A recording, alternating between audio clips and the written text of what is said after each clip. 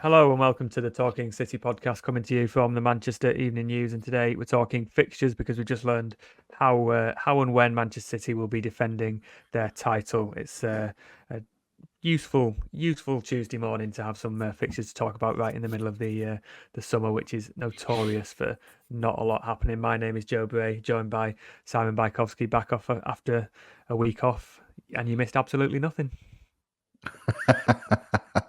That's a bit harsh on Stefan Ortega. I stand by it. Yes, yeah. Well, everyone's either on holiday or at the Euros, aren't they? So never too much going on, and then sort of have the PSR, which has delayed the transfer window a bit as well. So the quietest time of the year, but as the fixtures have revealed, it all gets busy again very soon.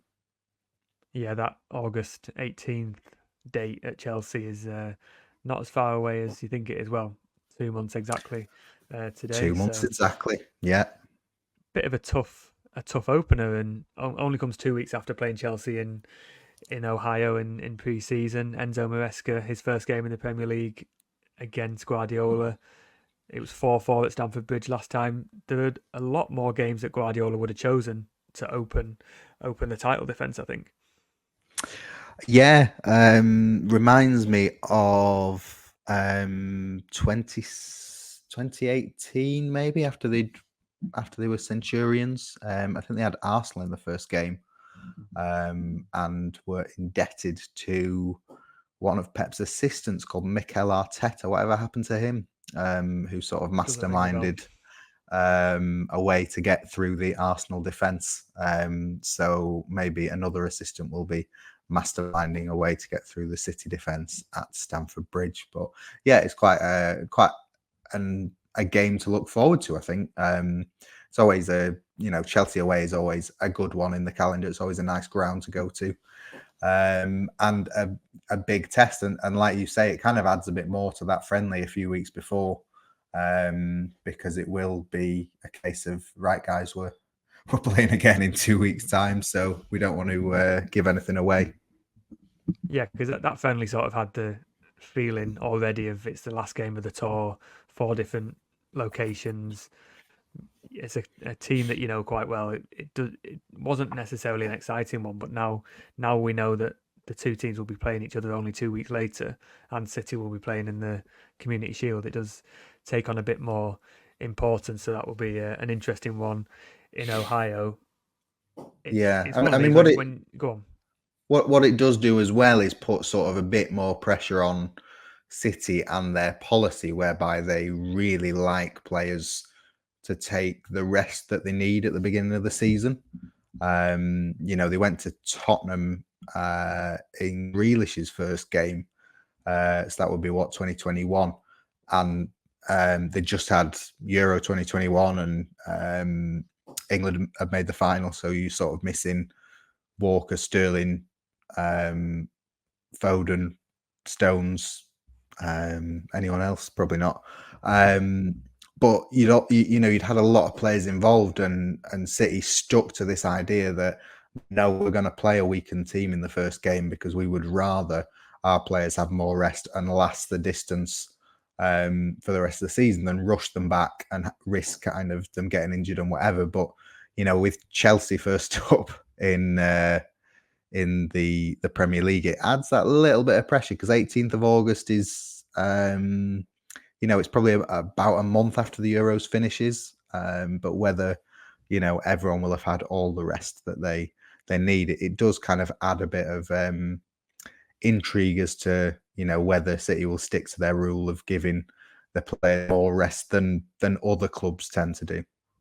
I think FIFA Pro are quite insistent that players get 3 weeks off, and it all depends on when those players leave the Euros. But there is time for Yeah, them to come back. But whether they'll be match fit and ready, do you use the Community Shield as a friendly basically to get your players back? It is an intriguing one, and not the sort of fixture list to start the season to ease your players back in. It's really sort of straight away. You've got to be at it, and you've potentially going to drop points.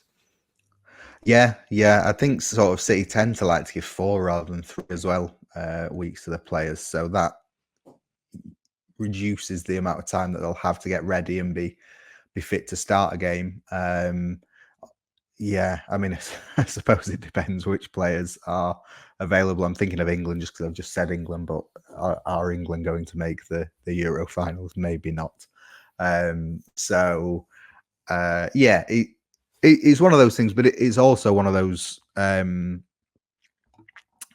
things that all adds to the fixture list. When today you always get, oh, everyone plays each other home and away twice, like nobody should care about the fixture list. It's like, no, like it does play out every year that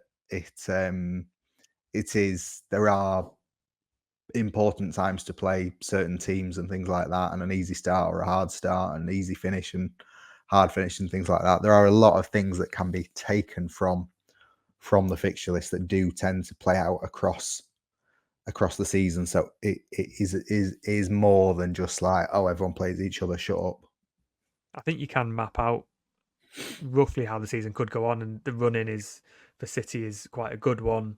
For Liverpool and Arsenal, it's not a good one. They've got to play each other 3 games before the end of the season, which feels already like a massive game. But when you say playing teams at certain times better than others, to play Ipswich at home in the second game when they're probably still full of confidence, they have played Liverpool on the opening day, but Yeah, you might want to play them later in the season, and it just adds to the feeling. Then you've got Arsenal 5 games in, which it might be one where a win or a defeat doesn't determine if you win the title or lose it, but it's a game you still don't want to lose, and it could really set up how that title race goes on in the early stage of the season. yeah. I mean, Ipswich in particular, you want the promoted teams in December when they are ground down by the miserable reality of the Premier League, not when they're still flying high from a year when they've basically won every game. You you try and break their spirit if you can, but you would always rather prefer that their spirit has been broken by others previously to you. And yeah, I mean, it's interesting playing Arsenal at home first, because the last few seasons it's been away first and then home kind of much later in the season. There's the sort of traditional Liverpool away in around November, which they always seem to get. And I think you would rather have your rivals at home in the second half of the season. Mm-hmm. But that early home game against Arsenal is a real chance to sort of set a statement and potentially go clear of Arsenal, which City have struggled to do for the last 2 years. Really, they've had to come from behind to beat them. Yeah, I'm looking at the fixture in the second half of the season. They've got Tottenham away, United away, Arsenal away, Liverpool. I think the only ones at home, and Chelsea, if depending on where you think Chelsea are going to. Aston Villa are there at home in sort of the end, but probably more away than at home in that second half of the season. And I think the run that stands out is in the new year, where we're looking at, if I just find it on the list, there's Ipswich away on the 18th of January, which on paper is presentable, but it's a long trip. Yeah, I think there's a Champions League trip after that, directly after that, or a Champions League game. The sort of 7th of eight group games. Chelsea at home, then a week later, your final Champions League game. Arsenal away, a potential Carabao Cup semi-final, FA Cup round 4, possibly 2 Champions League knockout games to get into the last 16, because there's a playoff depending on where you finish. And then Newcastle at home, Liverpool at home, Spurs away, and to cap it off after an FA Cup game, a Champions League last 16, and Nottingham Forest away, which Guardiola has made clear is a very difficult fixture. There's not an easy game for about 6 or 7 weeks in there. And if you add the Champions League and the Cup games, there's no time to rest at all. And that feels like a make or break period that stands out already. Yeah. I mean, you can clip this up now, but January is about the time where we usually ask, is this City team really capable of winning loads of games on the spin and sort of going unbeaten for a long time? Just because they've done it before, it doesn't mean they will. And they've got loads of hard games coming up. And then we get to about March and they say, yeah, they've just won 15 in a row, all the toughest games, and they're on set to win the quadruple. So, yeah, it will be very interesting to see how that goes. And like you say, you can map that out. It does make the need to qualify in the top 8 Champions League spots more important, and potentially to qualify with a game to go, so they can maybe rest players in that 8th game, but they will know kind of who they've got in that 8th game once the draw is made. I was looking at the Champions League draw yesterday. It is amazing, this new format, not necessarily in a good way, but it interesting. The fact that it just goes on and is much longer. But yeah, if they finish in the top 8 of the new Champions League, then they avoid a 2-legged playoff in February. So that is kind of the big priority from the Champions League to avoid that, because you just don't want more games. And we've sort of, the last few years, we've had a break, either because there's been a World Cup or because there's been sort of a half-hearted attempt at player welfare. Whereas now we're back to, have about 50 games in January and February, boys, and see how you go and see what Rodri's looking like at the end of it. By my working out, between sort of mid-November and mid-March, there is 1 week where they'll have a free midweek, and that includes that playoff in the Champions League. So there'll be 3 weeks if they don't play that playoff. But all those weeks are mapped out for games, cup games, Premier League games, long trips. Yeah. But between November and March is usually when City play best, because it is the 4 months when there isn't an international break. So it's the 4 months when City's medical team control the players, and Guardiola has his players with him without any interruptions from them going off elsewhere. So, it's going to be pretty relentless for a long time, but City are probably at their most relentless in those 4 months, really. I think the home and away factor in the Champions League is going to be quite important as well, because the first game is directly before Arsenal at home. There's another game in between trips to Bournemouth and Brighton, which we've just been bemoaning are a week apart in November. And I'm sure fans who are travelling to all the games as well probably won't want to do 2 South Coast trips and a potential European away in the space of sort of 7 or 8 days. There's the 7th and 8th games are before Chelsea and Arsenal. If you can get a favourable draw in the Champions League in terms of travelling as well, I think that could help the Premier League, because there are some difficult games directly before or after these Champions League ones as well. Yeah, and also the fact that City will face 2 Pot 1 teams from the Champions League, which they've never done before, because normally 8 teams in Pot 1, and if you are one of them, you don't face any other team. Whereas now, this new format, City will face 2 teams from Pot 1. So, the likes of your Real Madrid and Leverkusen and Inter Milan and things like that. And we don't know whether they will be both at home or both away, or one home and one away, and when they will come. And so, there's a lot that won't be decided until the end of August, when that draw is made. But again, the Champions League will have a real impact on the Premier League fixtures. And something else to consider is that the FA Cup's changed this year, so it's on the penultimate weekend of the domestic season. So City, I think they've got a home game at Bournemouth, which looks like a sort of nice tub thumping way to round off the Etihad season. But if City make the FA Cup final for a 3rd year in a row, then that will be a midweek, maybe last midweek of the season again, and you've got the situation where it's like another one to squeeze in.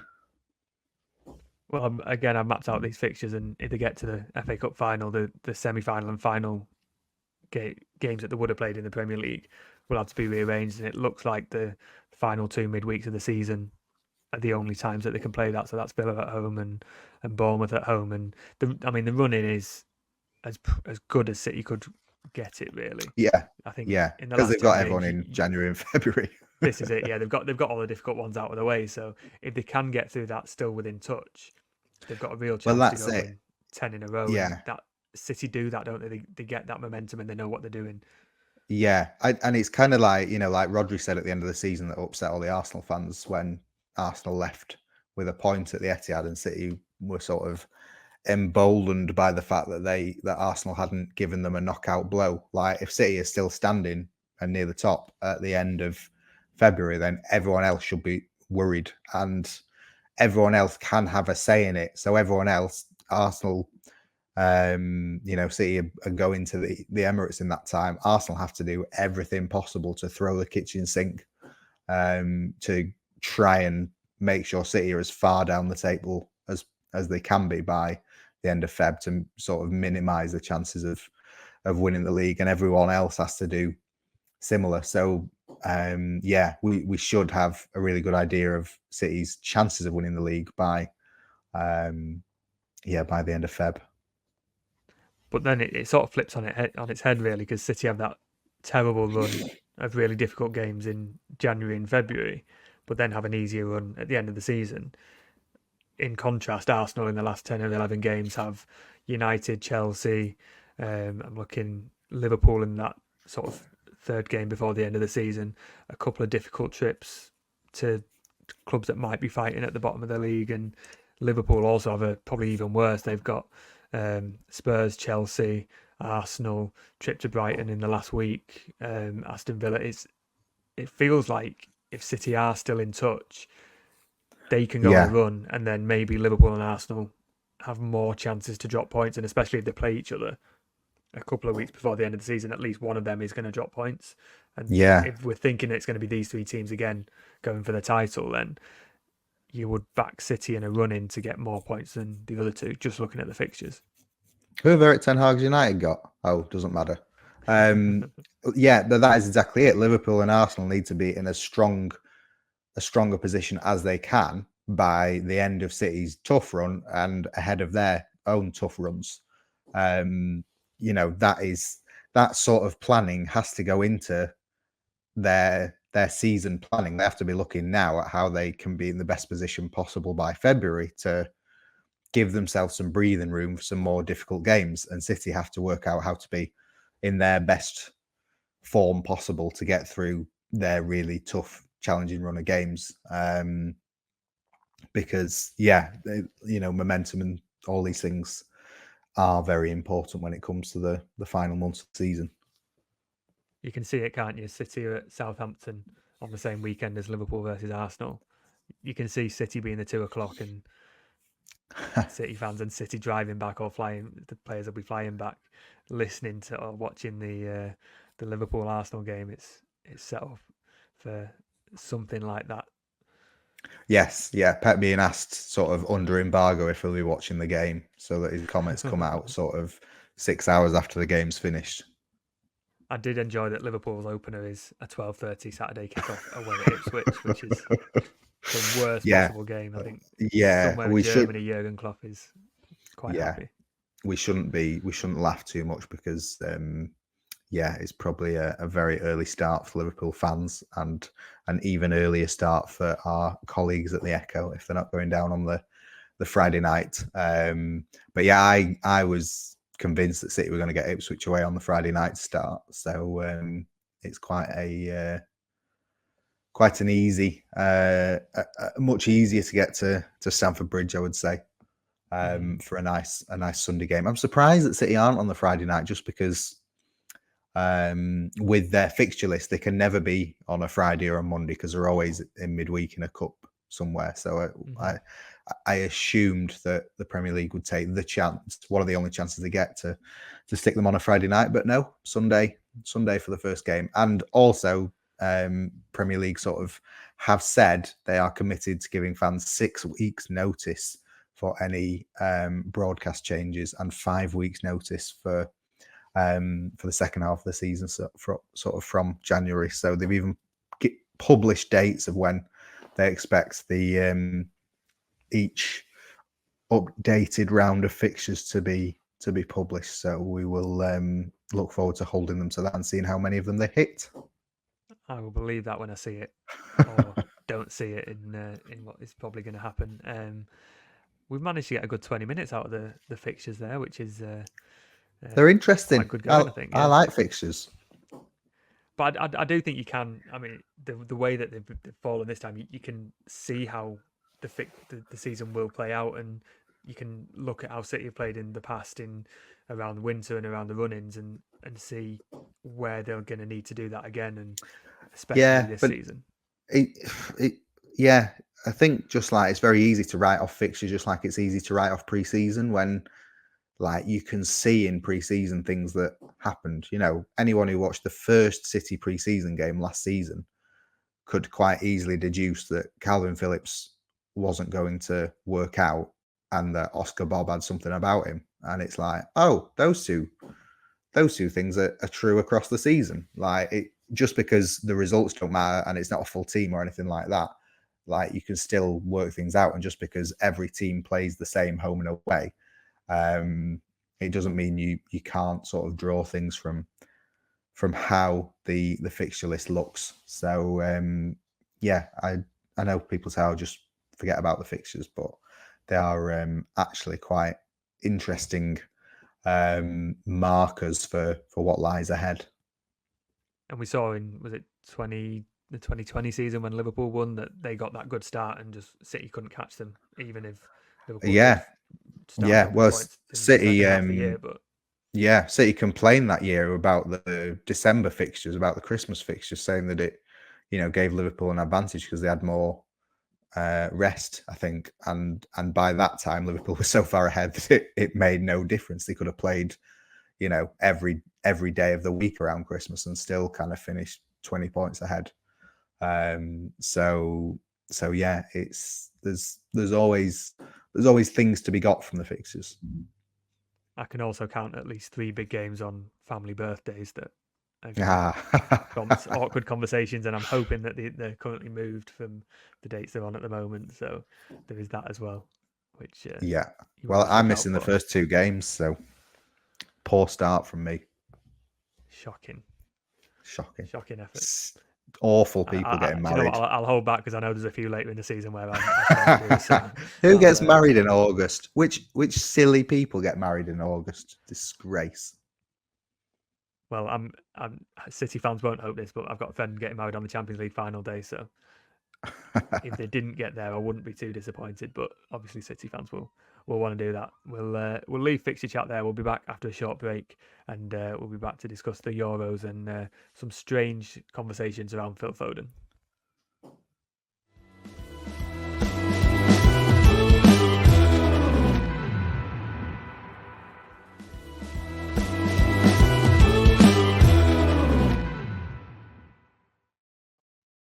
Hi there, welcome back to the Talking City podcast. We're in the middle of the Euros. Nearly the first round of games are done. I think they conclude today.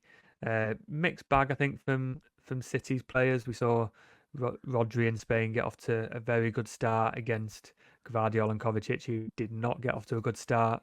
Let's talk about England. It was not a great game to watch, but they got the job done. A lot of negativity around the performance because it was a pretty negative performance.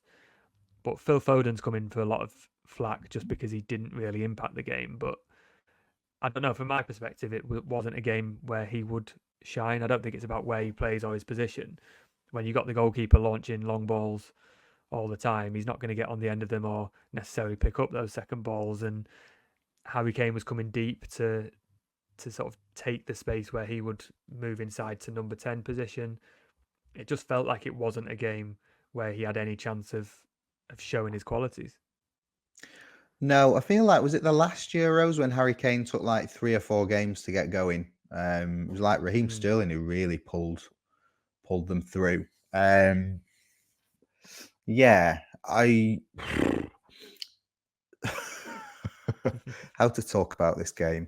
Serbia were intent on spoiling England, like spoiling them at every opportunity. They were just like going through the back of players, trying to do everything they could just to get sort of crosses into the box.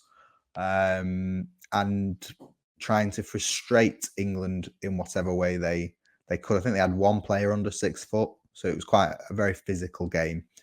The hope was that Foden and Bellingham would be used in the middle together, and that wasn't what happened. Southgate played Alexander-Arnold ahead of Rice, with Bellingham ahead of him, Foden out left, Saka on the right, Harry Kane up front.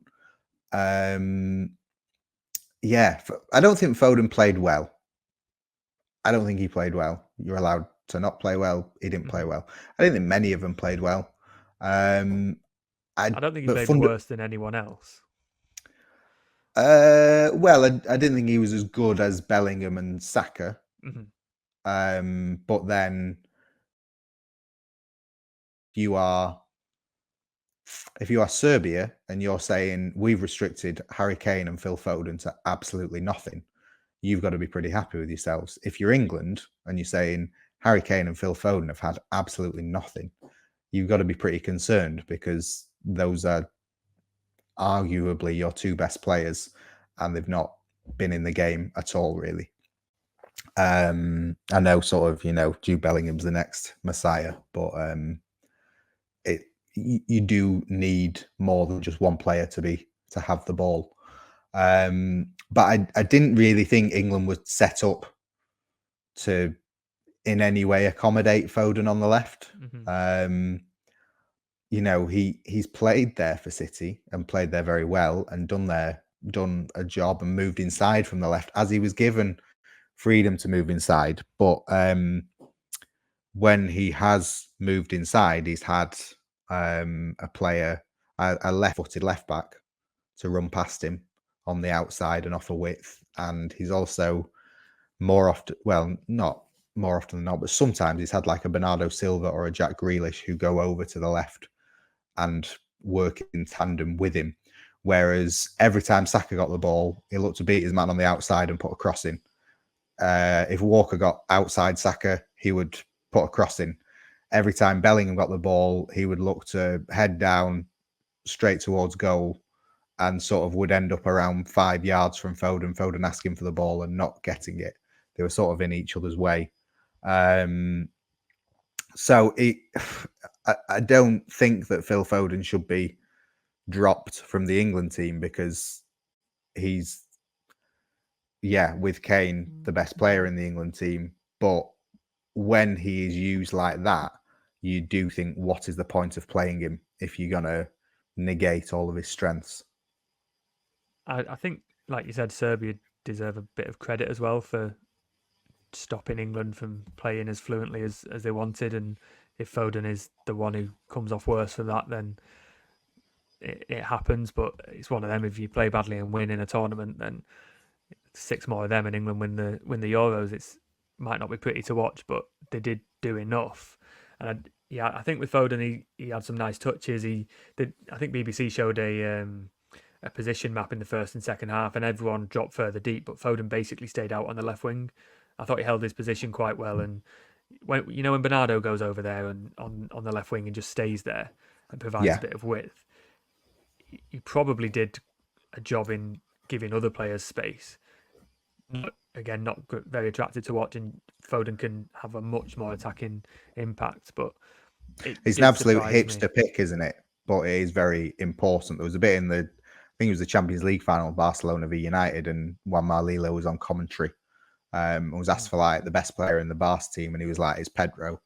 And they were like, yeah, but Pedro's not touched the ball. And he was like, yeah, but he's over on the left wing holding his position and keeping United out there and allowing all the others to find the space. But in the sort of in tournament football, when you get a lot more voices and you get a lot more people who aren't as involved in the football normally, it's like, oh, who scored the goal? Right, well, they were the best player.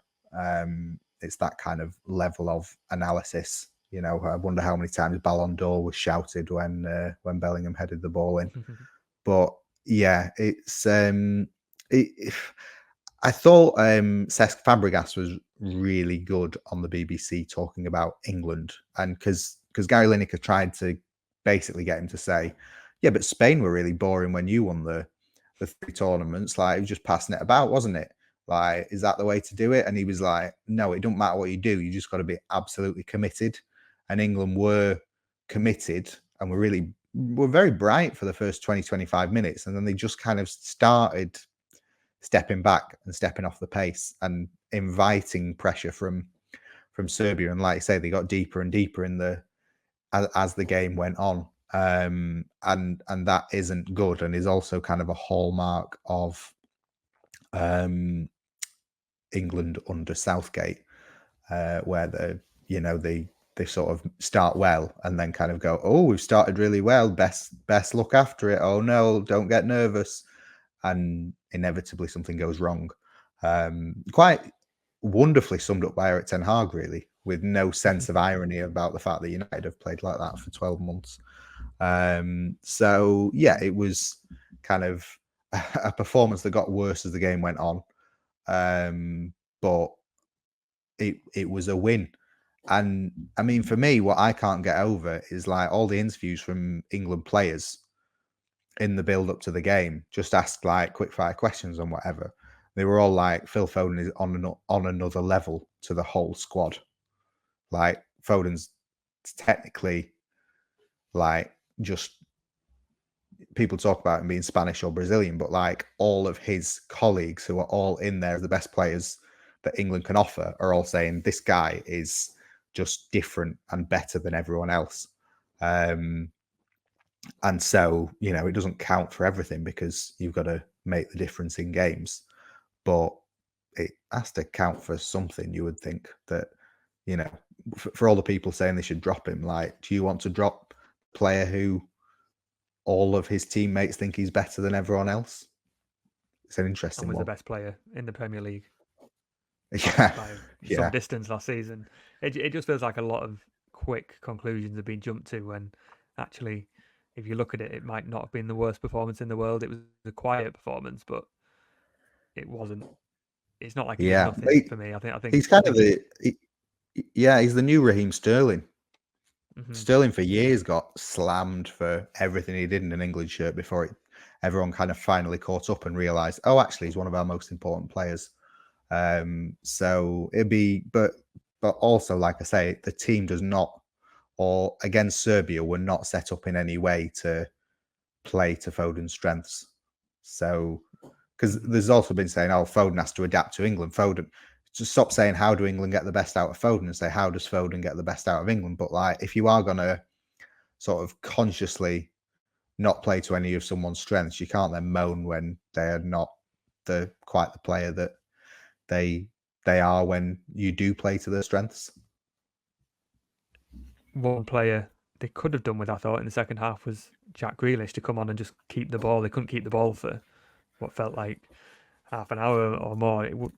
He would have been an obvious one for me to bring on and just put your foot on the ball, attract a couple of players, win a couple of fouls and take the pressure off. But he must have been quite frustrated watching that at home. Yeah, and there's a clip that's been shared by loads of City fans where Foden sort of unmarked on the edge of the box screaming for the ball, and Bellingham sort of tries to beat his man 4 times on the left and then sort of puts in a cross to no one. And you sort of think if Grealish was there, that ball would have gone back to Foden and maybe a better chance happens. But there's no one. Jack Grealish can be frustrated, but he should be frustrated at having had such a poor season for City that he gave Southgate the option to leave him out. It's ultimately on Southgate that he did leave him out. But when was the last time Grealish had a good game? You're probably talking a few months, because he barely played for City in the final months of the season. So it's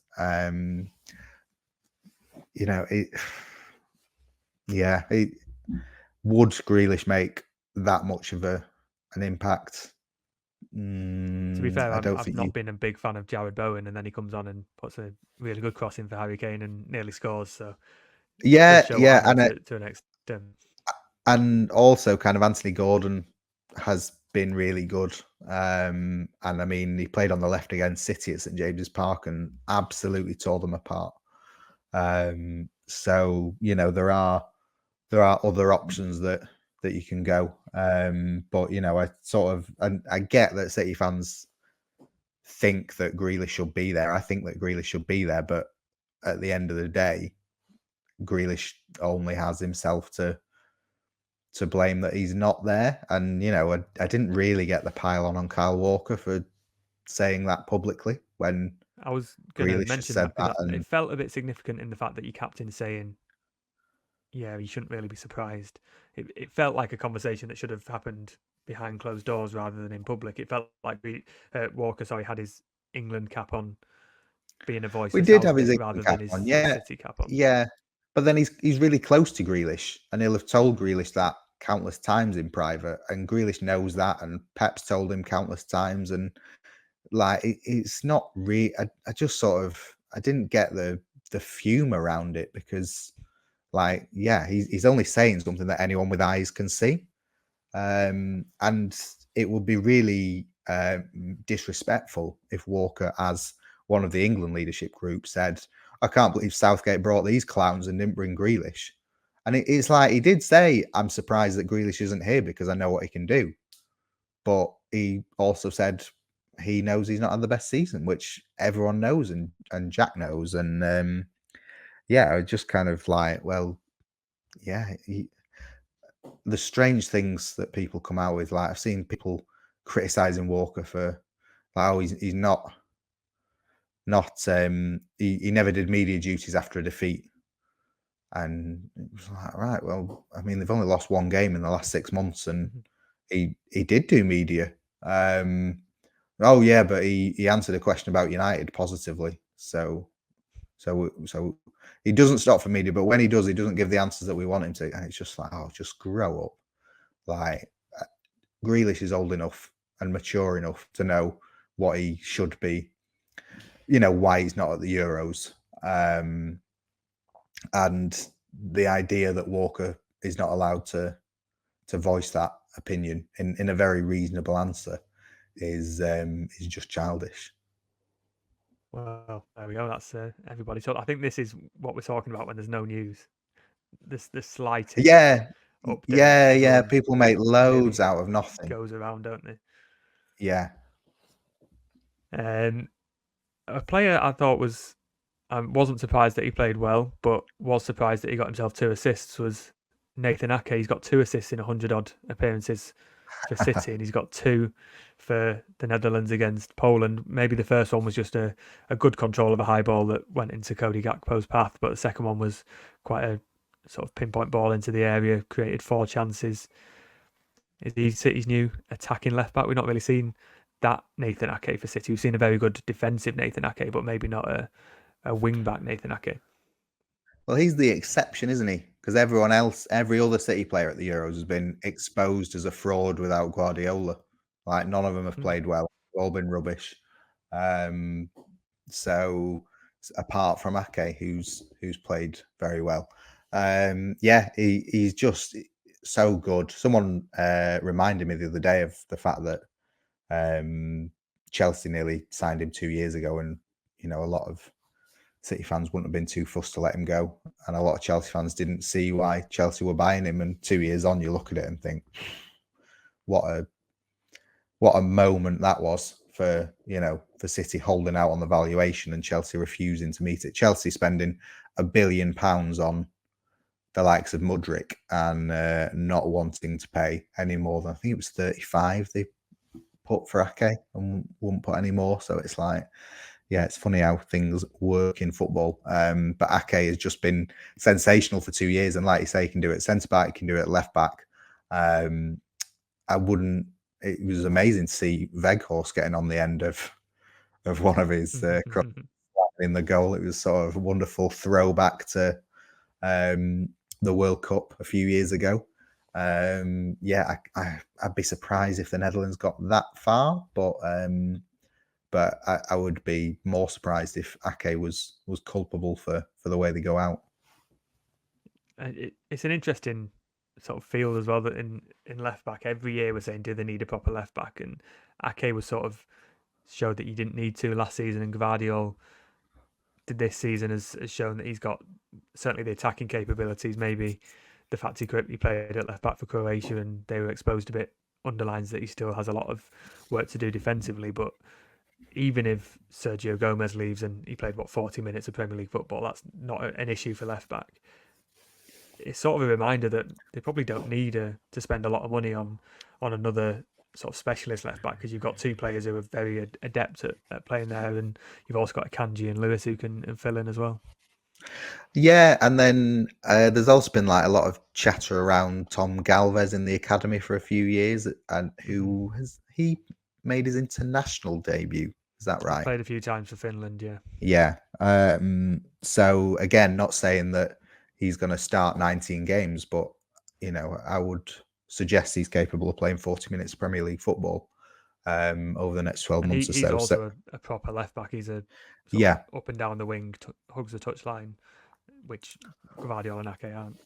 Yeah, and I mean, it's always been the case in the long search for left backs, or the long sort of desire for a left back, of like, well, who's actually out there that they could go and get? And Guardiola has kind of transformed Ake and Gvardiol into left backs, as he did Zinchenko and Fabian Delph. So there still aren't that many prime options. But like you say, they're pretty well covered now. Before we go, any breaking transfer news? It seems like it's a very slow summer in terms of transfers. There's sort of talk of a Bruno Guimaraes release clause, and then that went away. And João Cancelo's talking about his future and potentially coming back for pre-season, but it will depend on Portugal. It feels a slow burn in this transfer window. Yeah, I think we've seen what has happened a few times, whereby City players get a lot of interest at the start of the window because everyone wants to buy them, and they think, oh, maybe I want a new challenge. And then as time goes on, they sort of think, no, it's probably worth sticking around.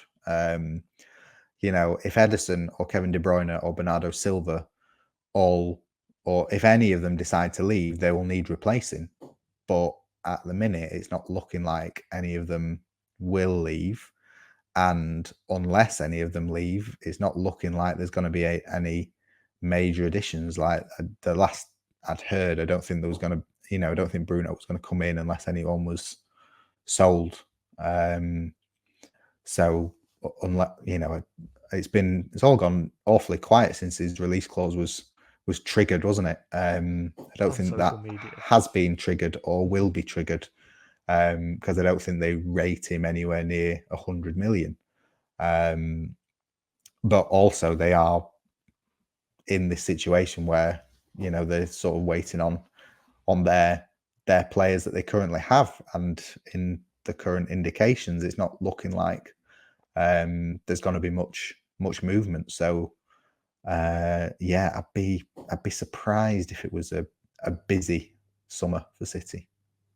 But it's one of them, with tournaments going on, not a lot will happen before those players return and have a break and have a chance to think about their futures. And again, it sort of comes back to the fact that it's just a waiting game, I think. And yeah, it might go into the start of the season before we know exactly who's going to be where, especially if City are waiting on potential departures before looking at income. Yeah. I mean, you would think the the players that aren't involved at the Euros, for instance, Calvin Phillips, would want to sort of move as quickly as possible. But you've also got the consideration that any clubs who might be interested also have until June the 30th for this current round of profit and sustainability regulations. The 12 months run up to June the 30th. So clubs are more interested in selling at the minute than buying. So there's that added complication on top of the Euros. So yeah, I mean, you never know. One of City's players at the Euros might get to the end of the Euros and think, you know what, I want a new challenge. I'm going to push for a move. But it's not really the case that City is trying to throw people out the door to sort of bring in a revolution this summer.